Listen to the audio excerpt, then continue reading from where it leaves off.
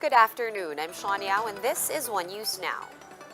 Malacanang says the opening of cinemas across the metro has been moved to March 1st. Maricel Halili joins us live from Mandaluyong City to discuss this further. Hi Mase, why did the authorities change the date of implementation of reopening of leisure activities? Yes, Sean.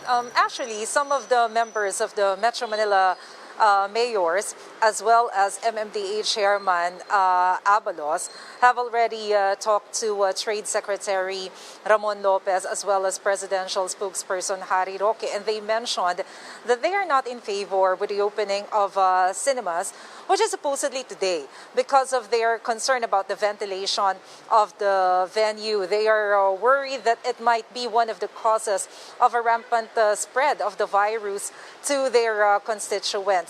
So they appealed to the economic team and the members of the IATF if it's possible to postpone the implementation of the reopening of cinemas. And during his press briefing earlier this afternoon, Secretary Roque mentioned that they agreed to just reopen the cinema on March 1. But this is only applicable to the National Capital Region. In some areas of the country under the general community quarantine, they can still implement a reopening of cinemas as long as the local government officials have already drafted the guidelines for those who will watch the theater. Guidelines is a very important component before the implementation of the reopening of cinemas.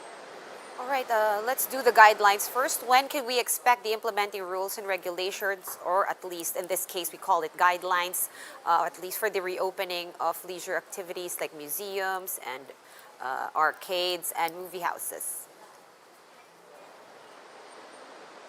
I understand, Sean, that the members of the Metro Manila Council or the Metro Manila mayors will still be having a meeting. I'm not sure if it's on Wednesday or at least within the week to talk about the possible drafting of guidelines for the reopening of cinemas, arcades, museums, and other businesses stated in Resolution 99. But they still have to announce when will be the drafted guidelines be finalized. So we still have to wait for the announcement of MMDA Chair Abalos. All right, now how did Palace spokesman Roque respond to Mayor Francis Zamora of San Juan, who claimed that the NCR mayors, there's 13 of them, were not consulted about the reopenings?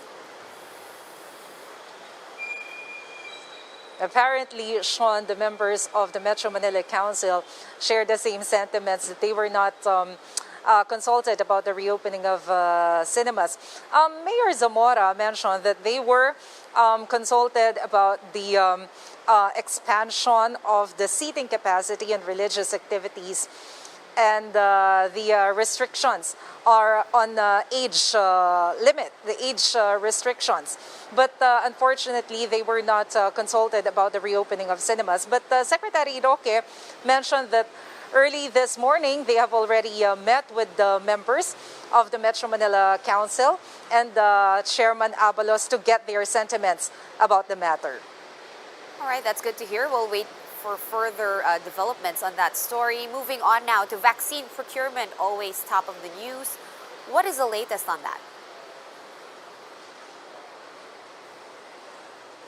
So far, Secretary Roque confirms that President Duterte has already changed his mind. The president has decided to do his inoculation in public to boost the confidence of the people, especially now that a lot of Filipino people are in doubt about the effectivity of the vaccine. And some of us are even concerned about the possible adverse effect of the vaccine against COVID-19. Aside from that, Secretary Roque reiterated what Secretary Galvez mentioned last week, that we may expect a delay on the arrival of the vaccines, particularly Pfizer, from the COVAX facility. What's definite is that Sinovac from China will be arriving on February 23. All right, on another issue now, how did spokesman Roque respond to critics who called out President Duterte for telling the United States that they have to pay to be able to keep the VFA, or the Visiting Forces Agreement, here with the Philippines? Secretary Roque defends that we cannot call this move as extortion. Secretary Roque, during his press briefing earlier this afternoon, explained that based on the agreement between the America and the Philippines, the American soldiers can use military camps all over the country. In that case, if ever American people will go into war, Filipinos will be at risk. So in this case, we should have a just compensation with the Americans. Aside from that, if we compare the funds that we receive from American, if we compare it to other countries, it is much lower. Secretary Roque specifically mentioned Pakistan. Pakistan is receiving about $16.4 billion assistance from the United States compared to around $3 billion that we receive from the USA.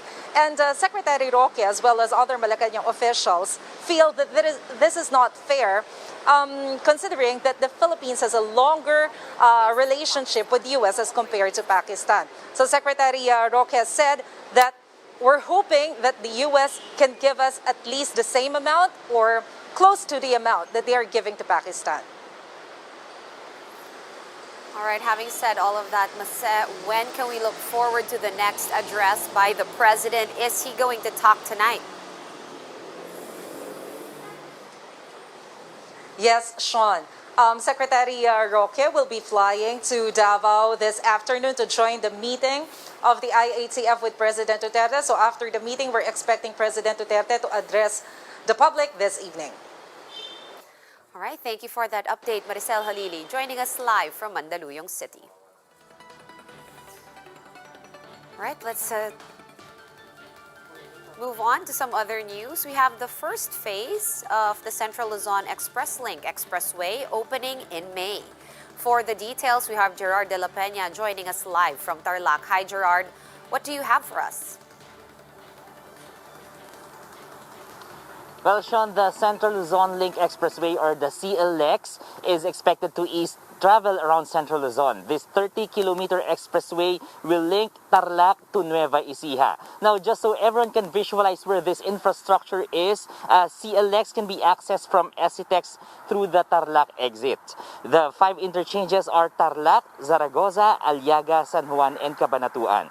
The 11.8 billion peso project was funded by the Japan International Cooperation Agency. This is only the first phase of the project, and the second phase will connect Cabanatuan to San Jose, Nueva Ecija. The DPWH is planning to open the expressway by May, as it's still facing right-of-way acquisition challenges for the Cabanatuan interchange. Now, Sean, the CLX will be free of charge for motorists until such time that the government strikes a deal with the private corporation who will lead the construction of the second phase, as well as the maintenance and operations of this first phase. Sean.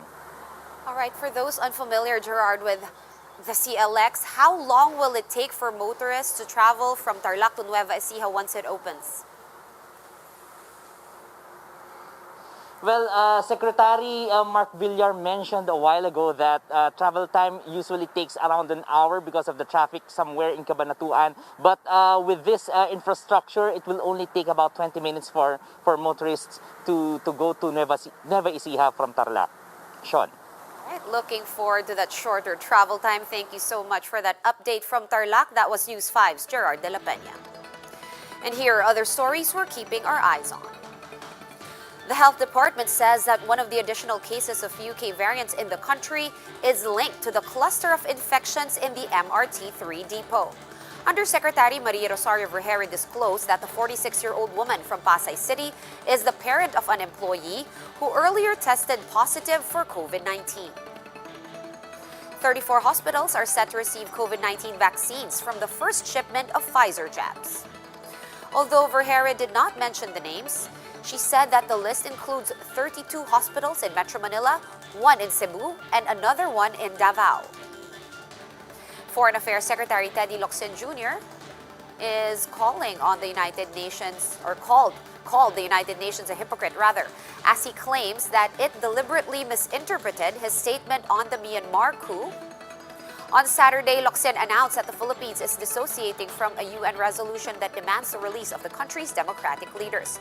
The diplomat said he will not let the UN dictate the Philippines' quote, nuanced approach on this specific issue. For more updates, visit News 5, the Philippine Star, and Business World online. Visit our website, onenews.ph, for more in-depth analysis. You can also catch One News on the Signal Play app. Register for a free account at www.signalplay.com and stream One News live anytime, anywhere. I'm Sean Yao, and we are One News.